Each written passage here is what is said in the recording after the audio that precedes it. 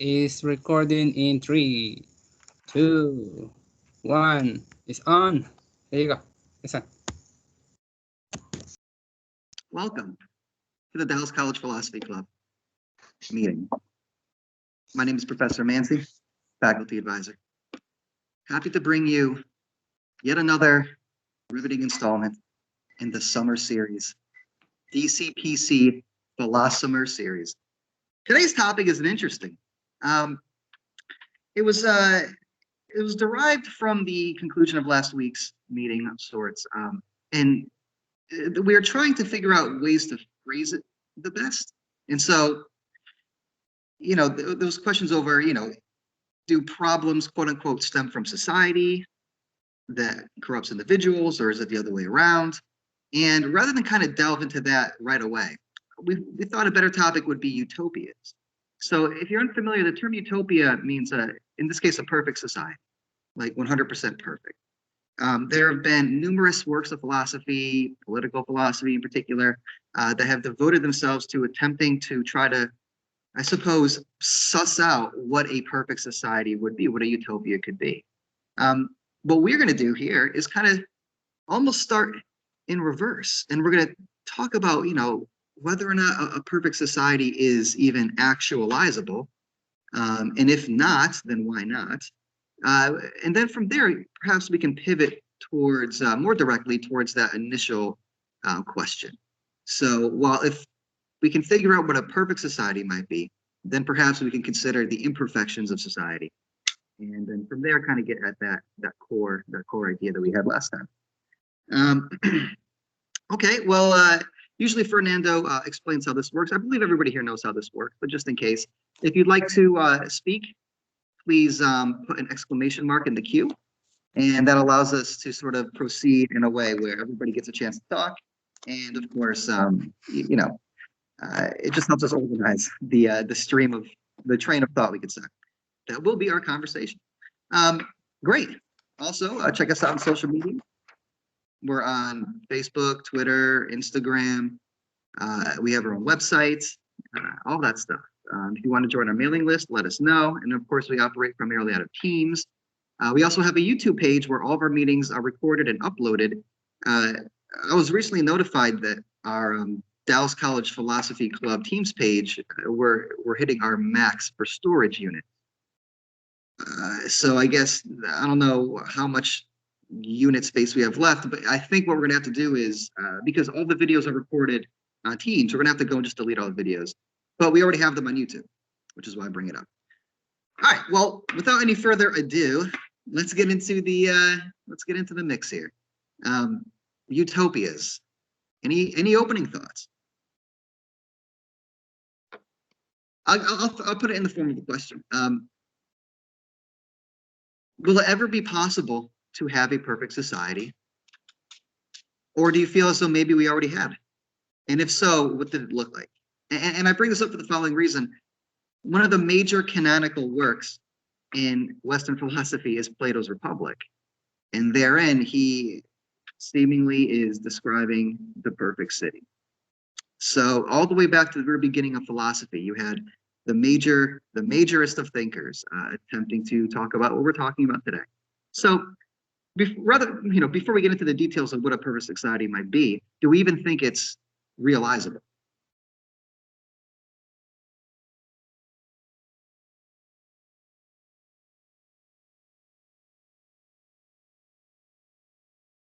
Anybody with a response?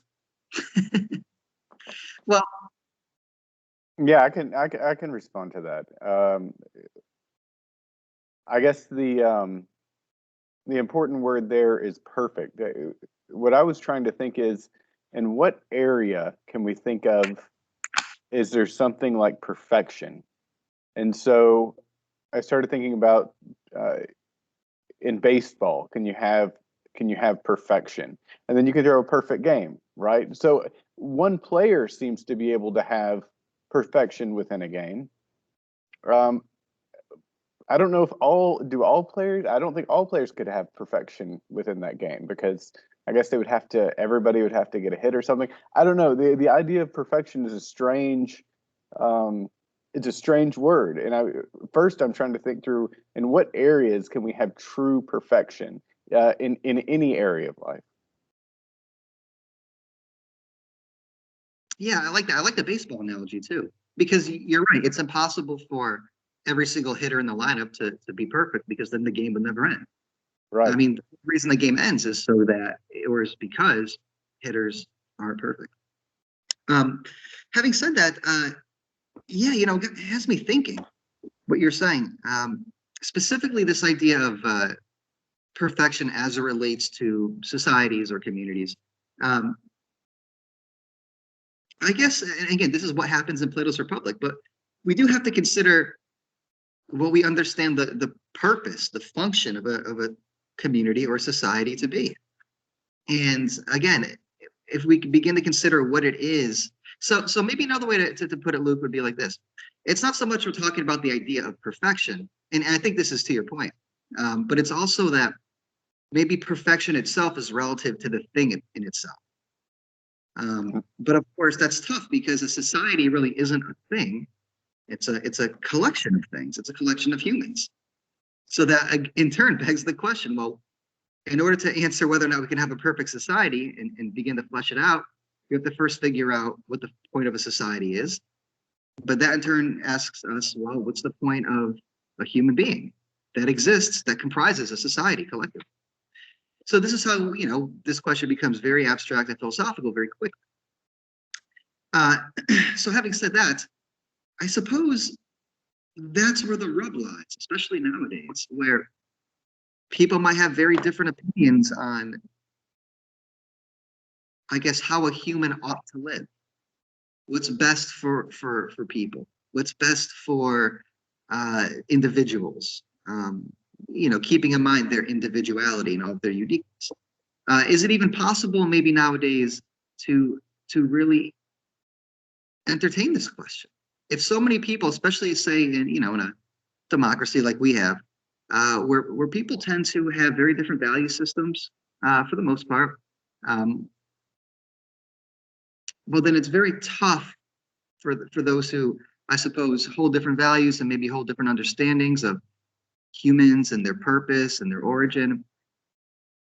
It becomes very difficult to get all those people on the same page when it comes to the efficiency or the perfection of the society they all inhabit, despite coming from different perspectives. So, I mean, maybe the question itself can't even really be posed anymore. I don't know. What do y'all think? Hey, welcome, Lucita.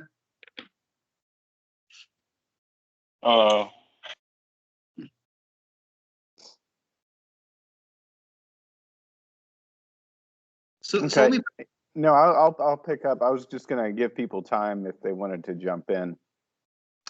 So it's strange. It's like we have different levels working, and in fact, I think that we're warring over this issue right now, and about what is a society, and then how does the human work in that, and what does it mean to perfect or to make the human being have its best life within a society? Yeah, it's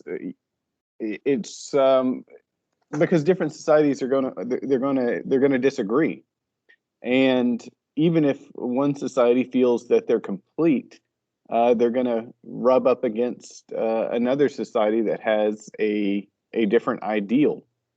So even if we think that we do find a complete ideal, we're still going to have to live amongst other people who are going to disagree with us, and then we're going to be in a little system of societies. So we might even be able to break down the question of what is a utopia, the perfect society, of how do we live amongst just other people around us of who we disagree with. So when we go into a classroom, most likely people have different religious beliefs, different ideas of what a family is, different ideas of what a good job is and how we're supposed to fulfill our lives and what a good relationship is. Why do we get along so well? Why is it we're able to all gather together in a classroom and work together and engage with one another with all of these different ideas going around? Yeah, I think that's a good point.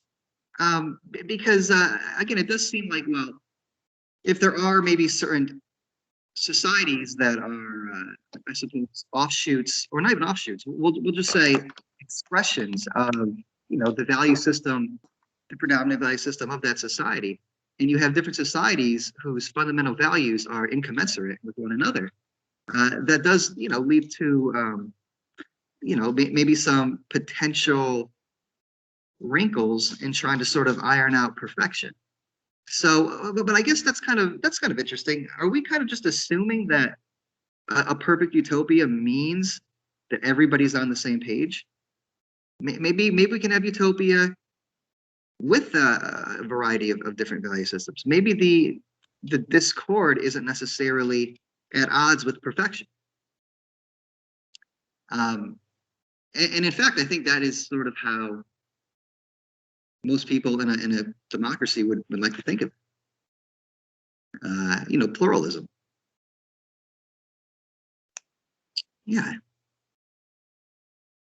And then we have the reverse problem of who's the one person that gets beat up in the pluralistic society, the one that wants a singular type of life around everybody who thinks similar to them. So pluralism always works as long as everybody is on the board with pluralism. Yeah, well, okay. So if we wanted to then keep going down this rabbit hole, I like it. Perhaps again, a utopia or a utopic society would also include, therefore, not just differentiations in value systems and individual values, but also maybe things like economic classes. When you hear utopia, do you think everybody's on the same level in terms of socioeconomic status? Is that part of it? I mean, look, I think when people think utopia, the first thing they may think of is heaven. Have you ever considered heaven to have different economic classes? Probably not. I think the idea would be that everybody is sort of perhaps equal in that way. But is that even necessarily, again, realizable, actualizable in human society?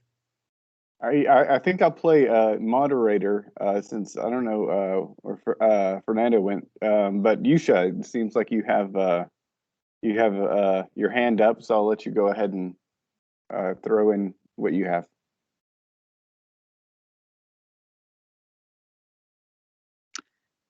Yeah, he's saying in the chat he was having trouble with his It's not working.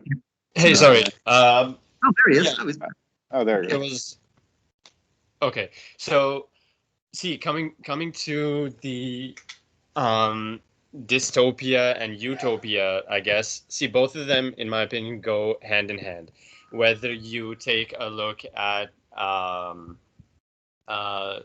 what's it called? A Brave New World, another book on dystopia, on one side where they try to portray a dystopia as a perfectly good world where everyone's doing what they're supposed to. There's no wars, no fights, no diseases, no illnesses, nothing like that. But on the other end, the people who they consider wild in the book are people who actually live normal, happy lives with a purpose. Same thing with I forgot. Okay, but anyways, there's another book that I read. If you recall the name, the main point of it was that there's great blue eyes on a billboard. It's set in like old New York City. There's movies after it. The Great Gatsby. Yes.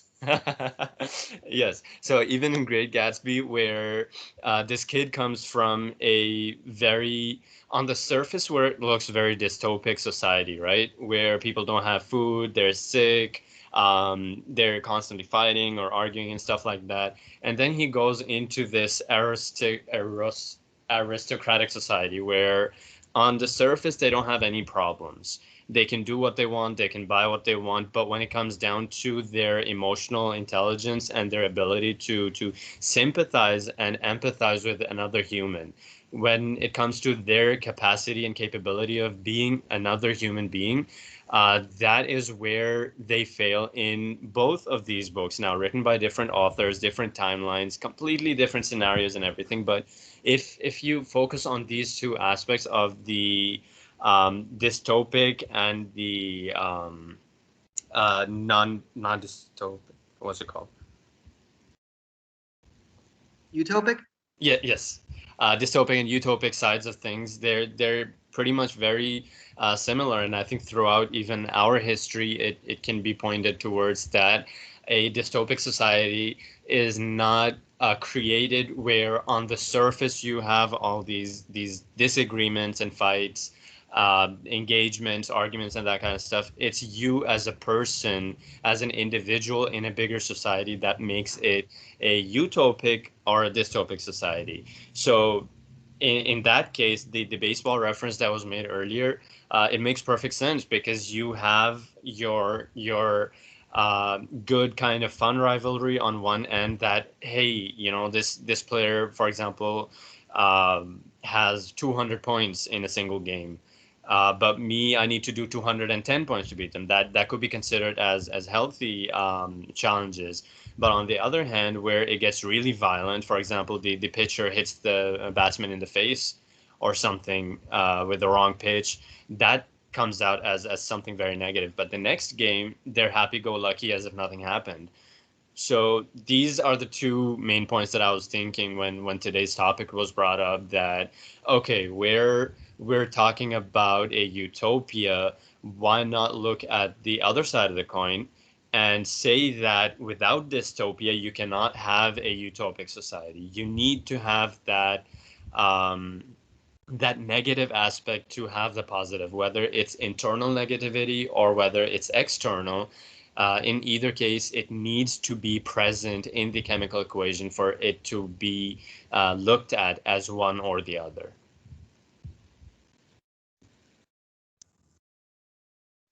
Yeah, okay, no, great points. Really awesome points and good contributions there. So I wonder then, okay, because I like this. I like bringing up the other side of it, the dystopia.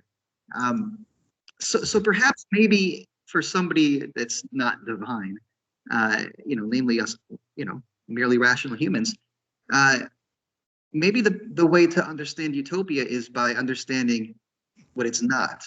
Because I would think that we would understand, like, the initial sort of frame of reference would be utopia, our conceptions thereof, and then we sort of derive from that, well, the more a society lacks the things that would comprise a utopia, the more dystopic it is.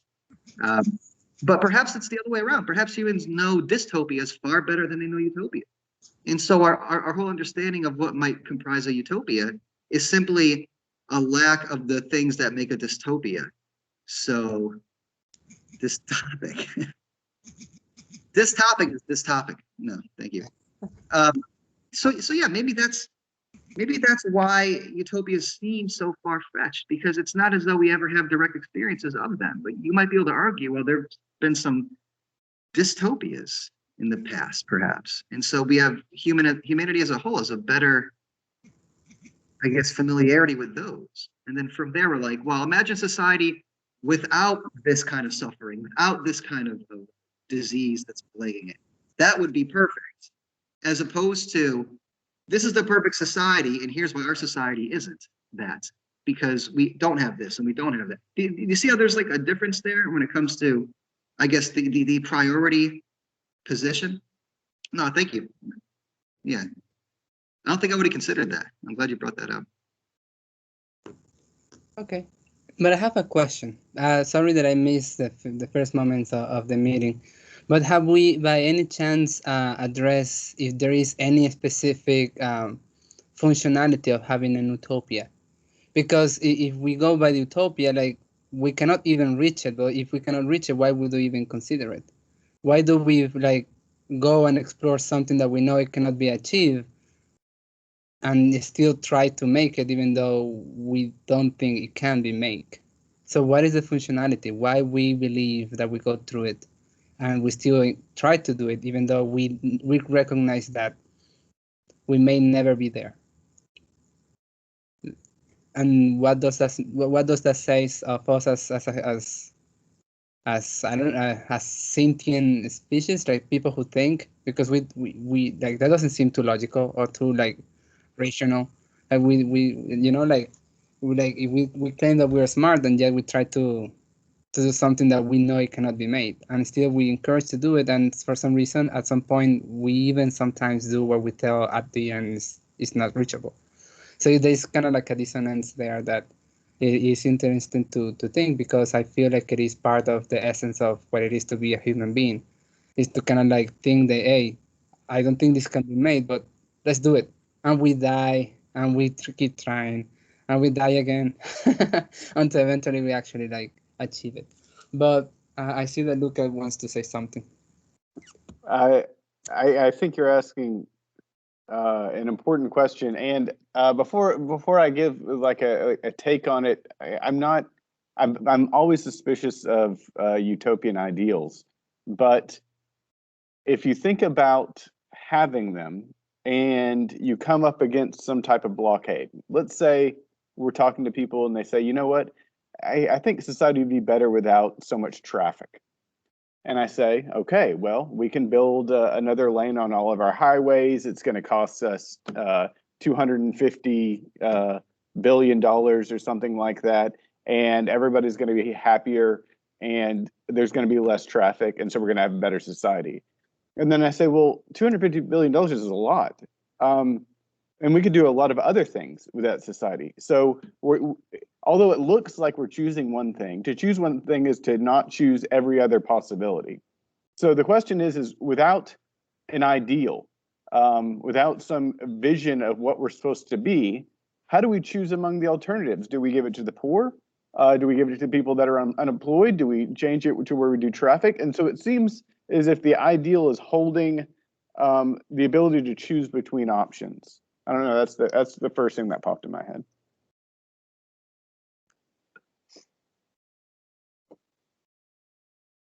Okay, good stuff. I like all the points you touch, but before addressing them, I saw that Nancy also wants to say something, so just go ahead, Nancy. Yeah, Luke, I like what you're saying. I think that is very important to keep in mind. And, constant decisions like that, even on a smaller scale, a very small scale, just,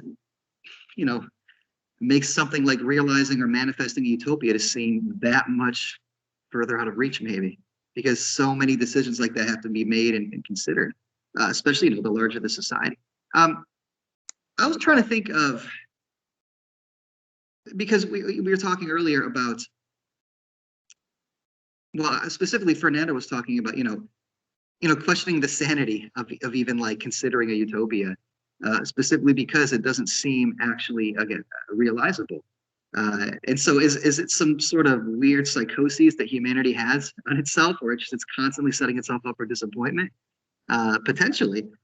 Because then I think, well, what are some popular notions of utopia like in reality?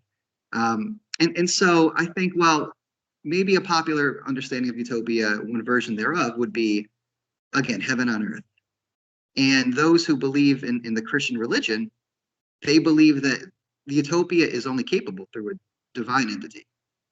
And so their job is to, do what they can as humans to sort of pave the way for that in a certain sense. But so it's belief in the actual inevitability of a utopia that can only come about through divine intervention. So, but once again, humans can't do it themselves. Another interesting understanding of utopia, or another example rather of utopia, and again, it's not necessarily religious, but I'm not so sure it's entirely in the hands of man either, or humanity, I should say, is through eugenics and humanity's attempt to I guess engineer it with, again, the laws of nature. So again, very different from the Christian understanding of utopia, but perhaps proponents on either side do believe that a utopia is not only possible but will come to pass. Thought that was interesting. Yeah, But again, like part of what I was touching, and this is like this is what for me the whole concept of utopia is a bit weird. Because if we go like maybe 200-300 years ago, and you tell anybody, hey, listen, we're flying. People is like, that's impossible. You cannot fly. But today, what was a topic before, it isn't. So even the whole idea of utopia, like it might be wrong. It might be something that we're unable to grasp right now, but it doesn't mean that it is actually utopic. So like, which also kind of like expand my whole idea. Like, if we have been doing consistently, like year after year, generation after generation, things that we believe we thought was impossible, we have making them possible. Like, how can we truly know something is utopic? Maybe we just haven't figured out the way to actually do it. But once we figure it out, it's so normal that, like, eventually we'll be like elementary school, like, this is so easy. You just do this physics, quantic, whatever, and it's like, it's all so easy. So, like, that's what for me the whole concept of utopia is so weird, because it's like we are already setting something as impossible when it might not be. I mean, we have had several moments in history where we were completely wrong. Like, people say, like, we have achieved the maximum degree of excellence in science. We cannot go further, and then in 100 years, like, we have like so, like, I do think that we have to go through like a lot of lenses before actually claiming something to be utopic. Um, but I don't even think we are capable of doing such things, because we can't even know exactly when something is utopic or not. But well, I did see that Yusha is wanting to speak, so I'm just gonna give the floor to Yusha. Hey, great feedback. That was actually my second aspect that I was thinking at. But since you mentioned it, I'll just hop onto the third point of view that comes. Um, See, if we say that if we give a generic definition to a utopia where, okay, everything is perfect, for some people it might be different. Like if you go to a developing country that is not necessarily technologically advanced, or even any form of advancement, they would have a separate understanding of utopia because they don't understand, for example, country A. They they lack finance and funds to be able to do what they want, right? They're always in war, debt, and poverty. Say a genie comes along and grants them the wish that, okay, the country is financially stable, they don't have debt, and they have enough to make progress. So this country just getting all this money does not know, one, how to handle that money, because with money comes greed. And for a country and for people who have not seen this much money, of course, greed would be the first human instinct that comes and surfaces, right? And instead of bringing them into a utopia, it would further push them into a dystopic ideology where instead of everyone having the same amount, people would start killing and pillaging and stealing from others who do have money.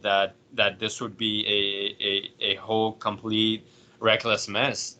Instead of putting that finance and funds, as Ulrich mentioned, towards building new highways, new schools, and all that, they will be more focused on, okay, I have a million. I'll get cut off. Yeah, I think his message was too utopic. He's leaving. Yeah, yeah. The bars of Period. Hey, destiny sorry, just remove him from this. my but coming back to the point, so now the country B say they have already made technological medicine and all these advancements, but they lack a sense of a community, a sense of familial bonding that is found in country A. So country B is financially and economically stable, but they lack family bonds. Country A is the opposite. And to each of them, their own utopia is completely different, where the country is financially and economically stable. For them, it would make it completely perfect that, okay, we have achieved this infrastructure or this technology, this advancement, but at the cost of us losing our families. If you want to put it into a real world example, look at Canada, US, UK, and any other leading country where you see that these kids, barely 12, 13 years old, and they're talking to their parents as if their parents are worth or mean absolutely nothing. But if you go to a developing country where they might not have that many advancements, but you see the level of respect that they address their parents with, their elder siblings with, their sense of community and bonding, that's completely a different level for them. So if we first decide that, okay, we want a utopic environment in the United States, right? At the cost of what? At the cost of finance. Why? Because in an ideal world, the chase or the hunt of more finances leads you away from family. And in the US, the idea of a utopic world is having a good family that just has dinners together, does not only meet when it's a holiday, a death, or a birthday, and that kind of stuff. So in terms of where we spoke about that, okay, as a society, that's what we have to do. I think it's also important for us to take a look at the aspects that, hey, I want to achieve a utopic society. Great, but nothing comes at free. It's always free 99. So what are we willing to lose to be able to achieve that perfectly harmonized environment that we see ourselves wanting to live in, not necessarily being capable, but wanting to live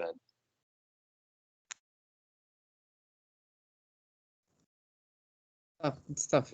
Okay, so just since I haven't heard anything from Orlando, I'm just gonna let Orlando speak since he's next in the queue.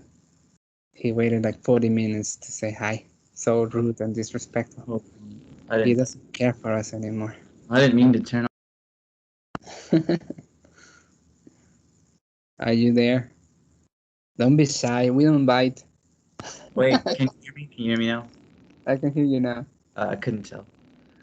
Okay, so I really like the points you guys made about opportunity cost and sort of the process of getting to a utopian society, and also kind of how you laid it out to say it could be subjective.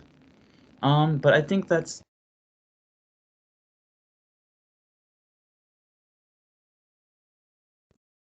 Hear you right now.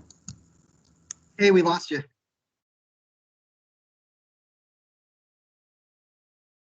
I don't think he has audio. I'm mostly focused on the chat. Let me see. kind She seems to not be muted. Who knows? All right. All right. So we hope, yeah, we get you, Orlando. Yeah, very, very touching words. You just changed the whole definition of utopia. Yeah. Orlando, if you want, you can put it in the chat. Yeah, we can read it for you. It's no problem at all. We do that all the time. Yeah, I want to know what he was getting at. Sounded interesting. Sorry, guys. I don't know why my internet connection went out of nowhere, but it did. Ah. I don't even remember what I was saying. Okay. Well, what I meant by not giving up is what I mean in terms of like, well, what's the pursuit of perfection? What would be perfect? I guess my idea of being perfect is that we sort of cure pain, or we sort of cure suffering. I would think, sort of this ultimate happiness for everybody. I don't think necessarily that's the utopia that we're aiming for, but sort of that's kind of the idealistic way to look at it. And something like that to be achieved, I think Ferdinando kind of hit it right on the nail. It's like it's not something really we can attain at the moment. The way I've sort of seen it, it's like it's sort of this evolution of man that we kind of have to go through as a social species. I think for me personally, in terms of how we would get there, I think it would happen after maybe a great disaster. Because the way I see it is in terms of population, it seems like the more people there is on Earth, the more diverse thought, the more conflict and adversity there is. And so when you have just a society and a mixed blend of different ideas and so on and so forth, it seems like utopia gets harder and harder to realize.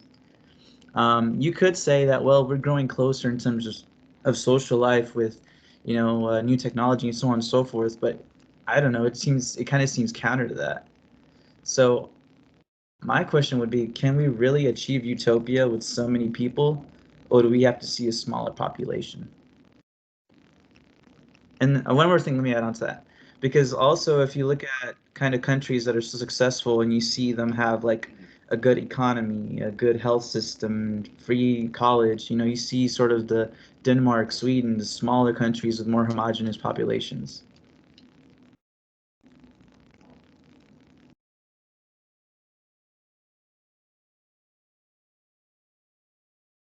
And I'm not completely sure if that was the last. I'm muted again.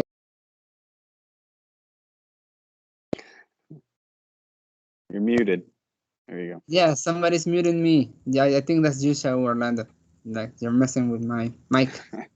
This so No, it is utopic to it's hope that your own officers don't mute you during a meeting. But well, it's okay. Osita, you want to go next, so go ahead. Hey, yeah. I wanted to respond to Orlando. So I always pick. Sorry, I have a retainer in, so if it's hard to understand me, I apologize. But I haven't like learned to talk with it yet. So I always, utopia is sort of like an impossible thing to define because like, I mean, you can't define perfection. Like you can define it, but like you can't describe perfection. Like even for yourself, you don't know. I would argue that like you couldn't describe a perfect world that you would want to live in down to the detail. I think that would be a very difficult thing. Maybe it's just me, but I couldn't do it. So but yeah, when it comes to like the overpopulation, or I guess like the increasing population of the Earth, and how that might lead to that might be counter affecting any progress towards utopia, or it might be that might be like a significant problem towards achieving a more perfect world or an actual perfect world. I mean, I don't know. I remember in my evolutionary biology class, we read a lot of stories about uh, uh, uh, people, sort of like Lord of the Flies stories, but it'll be people shipwrecked or people in a situation where there's a few people. And there's not necessarily like a lack of resources. It's just like they're just waiting to be found. And what my professor was getting at was that a lot of conflict come in these situations. Like the conflict would come from um, there being like a mix, an uneven mix of sexes, and that's the point that he was trying to make. It was an evolutionary biology class, but like the point that I'm trying to make is that even with a few people, there's going to be conflict. I think even with a few people, and you have like a unified goal of like, hey, let's be found or something like that. You're still going to have conflict. You're still going to have difference of opinion of like, hey, what's the best way to go about doing this?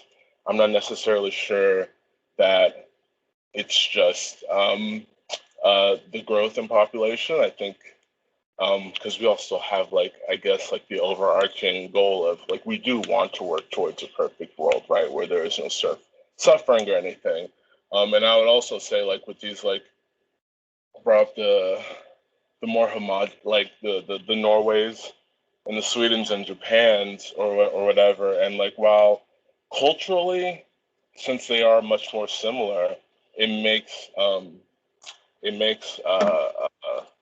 things of that nature like much like there's no disagreement. Like, I guess when it comes to like, hey, what should we do culturally? I guess to run our country. But I mean, I don't know. I wouldn't say like happiness is necessarily their happier nation. Like I know suicides in like Norway and Japan are like the highest in the world.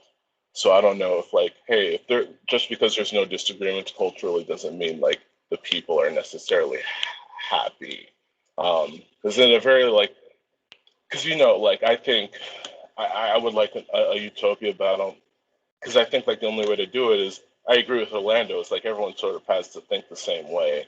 And so how do you do that besides like, I don't know, like some matrix AI control where everyone is sort of forced to think the same way, or you're like your brain is plugged in and you're just happy all the year. You're just injected with like pleasure stimulants or whatever, and like everyone's happy or whatever. You have your Neuralink, and there's no conflict or anything. But I don't know if I want to like live in that world. Even though, yeah, I would be happy. I would definitely, if you forced me to be happy chemically or whatever, but I don't know if I would want to live in that world. It's sort of like the Twilight Zone episode where the gambler keeps winning and then he realizes he's in hell or whatever, and it's like, a little pain. No one wants like actual pain and suffering, but a little, whatever. I stubbed my toe or whatever is good for life. But yeah, I guess that's all I want to say. Can I respond to that real quick? So yeah, I definitely appreciate you kind of listening to my points there. But I just wanted to make clear that my whole point wasn't necessarily to say that a smaller population will lead to a better society. I'm just talking about like empirical evidence in terms of which societies have like the best quality of living for the most amount of people. That's kind of what I'm talking about in terms of like how it's easier to reach that goal, just empirically speaking. With more people that you have, the more you have to provide for, more people getting lower quality of life, so on and so forth. And also in terms of just how more difficult it is in terms of information and people being unified. Because we're seeing now with so many different kinds of people in the US alone, there's different kinds of media outlet with different kinds of bias, which is much more easy to divide. So when you're taking all those things and you're factoring all those things in, it just makes it seem kind of sort of impossible to have unification for all these people. So that was sort of my overarching point. But the point that I kind of like there is saying sort of these biological factors where you have to have like a good proportion of men and women. But that's why I was thinking, well, this evolutionary action might have to play. Well, what if gender becomes fluid? What in a biological sense, not necessarily just a social sense, where people can switch their biology and change their gender and change their genetics. What would a world like that look like? Would it be easier to attain a utopia in a world like that? Because with science, it's like we're mastering and conquering nature. Okay, well, will that bring us this progress, this social progress? What exactly will that do? I don't know. So I'm going to call back to the comment that I made last week, whereas I think I agree. If humans had more bonobo DNA and less chimp DNA, it would be a much happier society. I mean that seriously, because we have a little bonobo in us, and and I guess because I'm referring to like if we were like naturally gender fluid, I mean they're not gender fluid, but like they are like very bisexual and very promiscuous. I'm sure we all know. I assume everyone knows what like a bonobo, like their society, how the society goes. I won't say it here since it's like X-rated, but yeah, they're much. I feel like they're much happier than chimpanzees. They don't go to war at least, so like chimps do. But yeah, I don't. I would.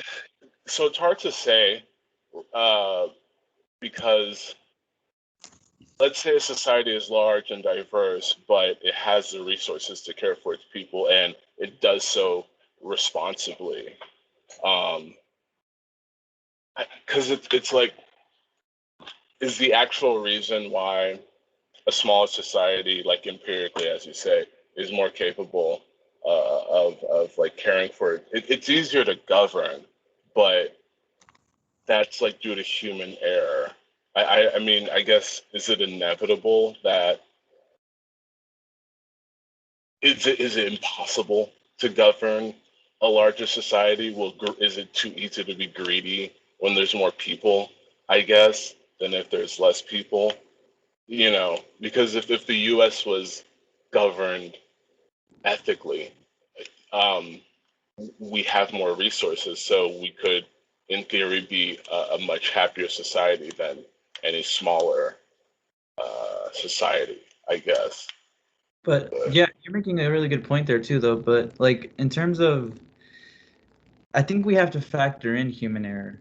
I think that's something that we just have to live with and we have to kind of accept because, you know, I think greed is just something like you said, it kind of is inevitable.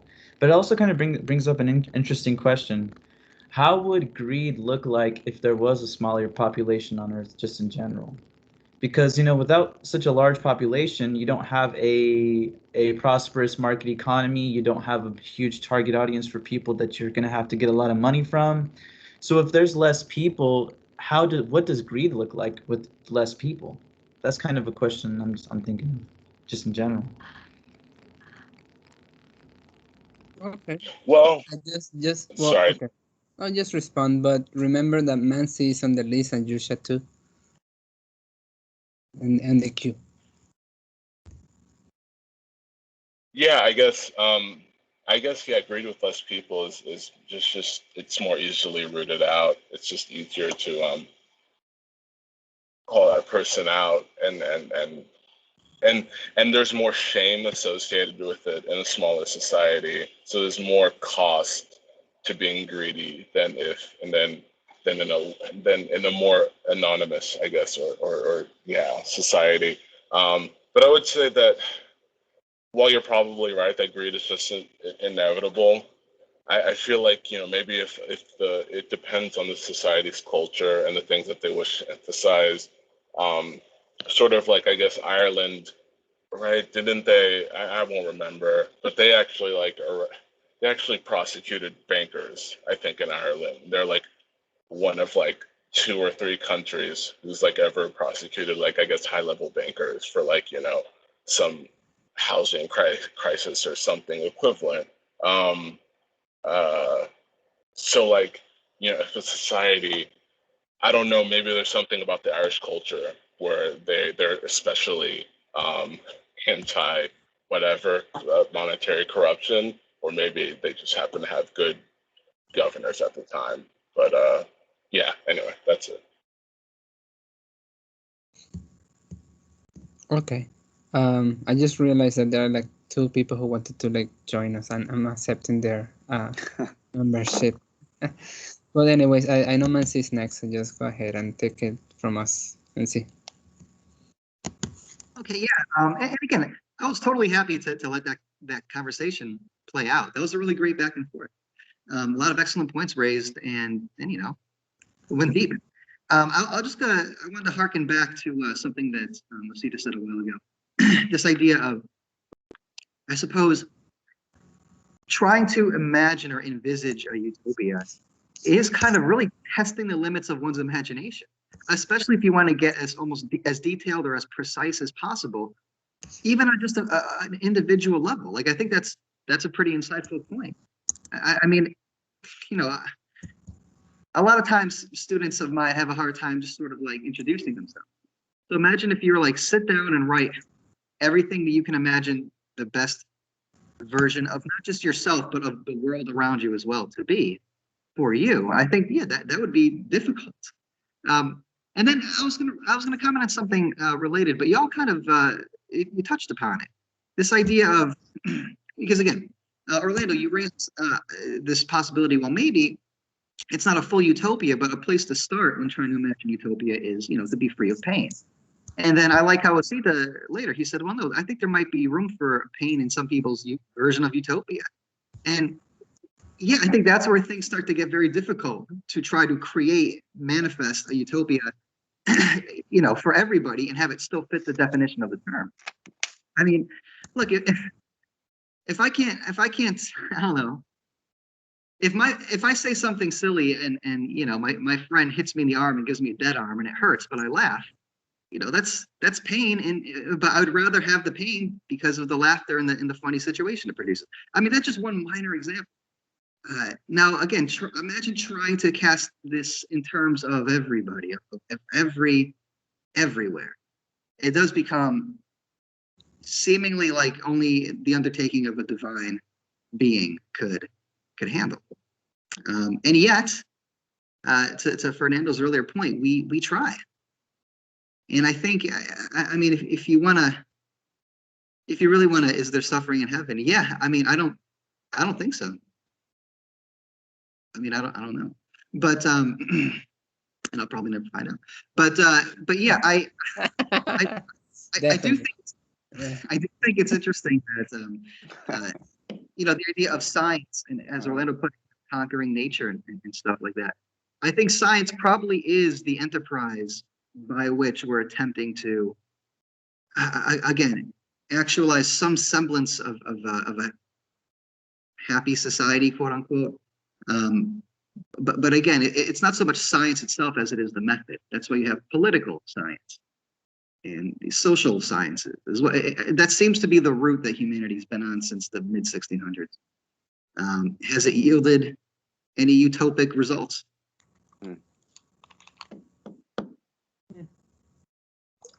Good point. I know that we are like about 2 minutes for 4, and Jusha is on the queue, so I'm just going to let Jusha talk. Hey, thanks. So I'll just quickly come back to the I guess conversation between Osita and Orlando. With with bonobos and the chimpanzees, you're only looking at one side of things, right? Sure, they don't have a preference who they mate with in terms of bonobos. They just want to, I guess, do it and leave it at that. They don't want to have anything else to do with mating or properly, you know, passing their genes down and having the next generation, blah blah blah. Because it was there was a study done in, shoot, I forgot where it was done, but there was a study done, and I'll send you the link for it if I find it later on. In the study, it found that bonobos actually prefer creatures who are antisocial.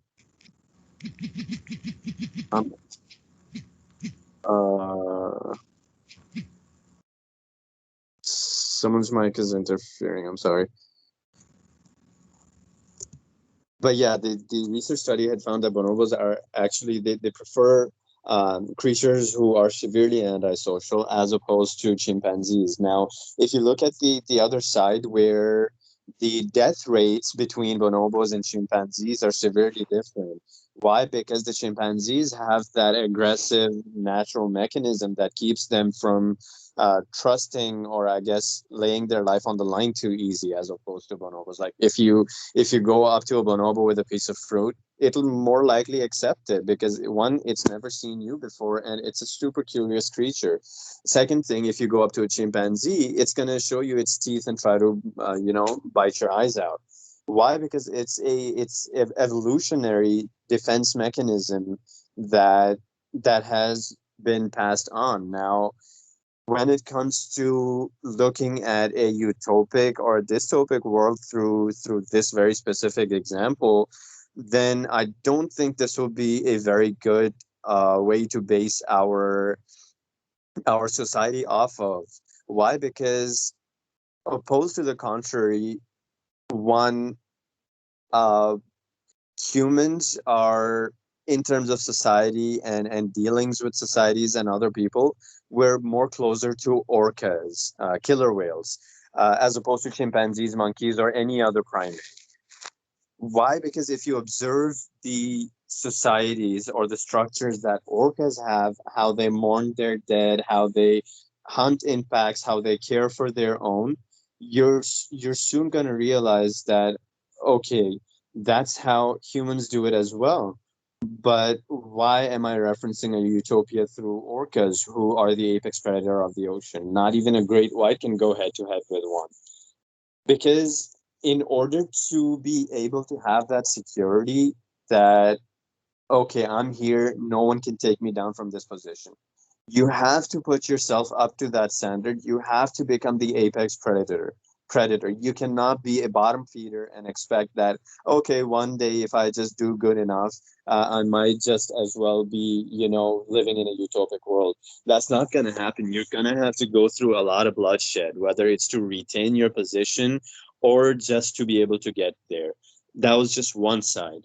The second side is we are humans, right? We observe jealousy, greed, pride, hierarchy, anger, frustration, sexual frustration, mental health issues, not to mention the biggest contributing factor to all of these conditions, money. Why? Because in our world, money has become such a powerful thing that even if you don't have anything whatsoever, no manners, no culture, nothing, but you have money, people will automatically respect you. That's why I think we cannot look at the animal kingdom in terms of finding a utopic world. We are truly put in a very specific dilemma that, okay, this is what we're put in. And here I lay my sword with Manzi and Orlando that technology would be our own. This comes with an asterisk, but technology would be our only hope of a truly utopic society with a very minimum dystopia aspect to it. Like, I don't know how many of you have watched it, but there was a movie long time ago in the 90s. It was called Judge Dredd. Sylvester Stallone, I believe it was. So just look at that. Technology helped them get there. And yeah, there was dystopia, but hey, they got it. I gotta say, that movie Judge Dredd, if you go back and watch it, there are so many elements of it that have come to pass. It's wild. So yeah, solid example. Yeah, so we're running up on time here a little bit. Luke, did you want to say anything before we kind of wrap up a little bit?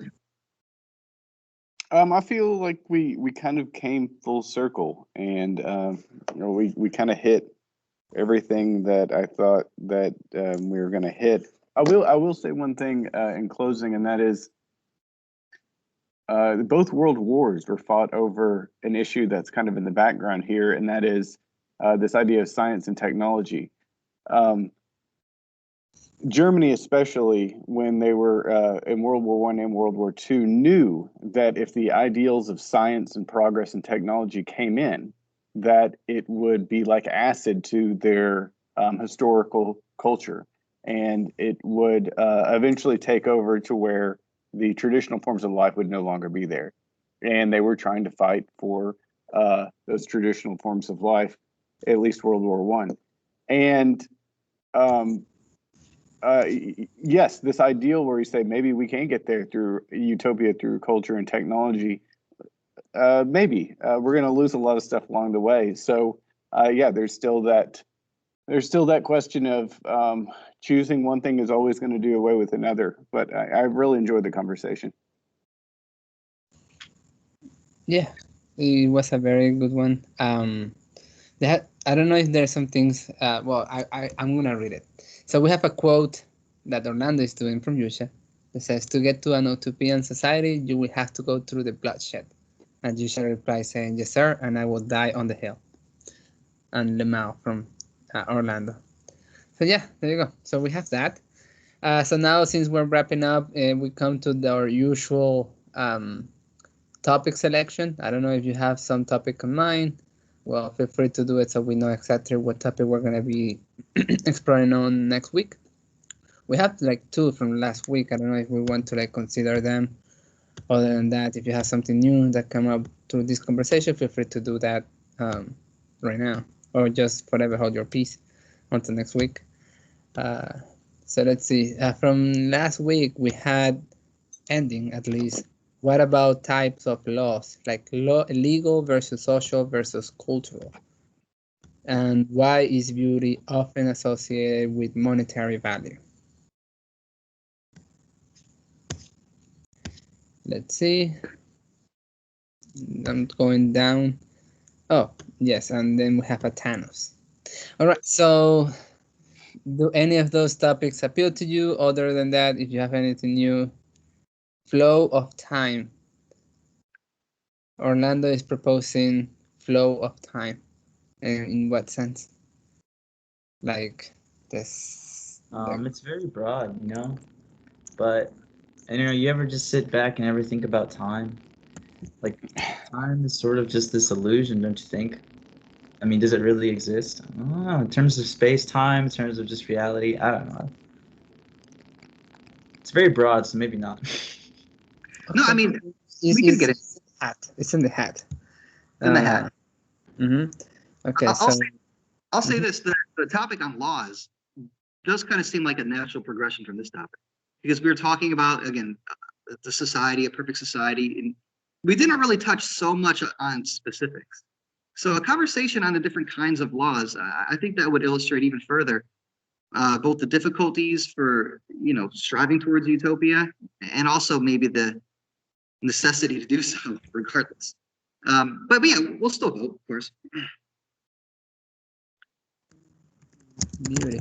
I'm kind of like paraphrasing, so I Yeah. don't copy and paste. But boop, those are the three we have right now. Again, if you have something new, say it. But it's there in the chat. You know the drill. Click the number. Well, actually, type the number, and we go from there.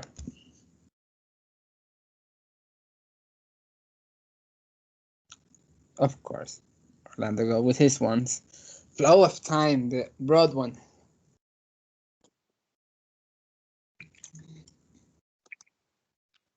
We have Yusha with 6.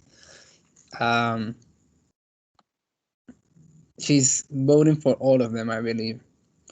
Orlando said 10, but you already voted 1. It's not refundable. Bain wants 3. Monetary association with beauty.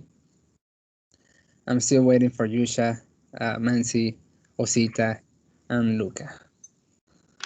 So let's see. We have Yusha 3. Okay. We still have 4 more votes. I'm 1, but I normally don't do it first. Hey, which I can't see it on my phone. Which one is the law? So first, yeah, the law is the number 2. Okay, cool. Thank you.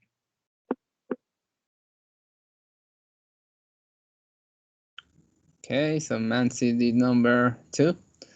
What about Sita and Lucas?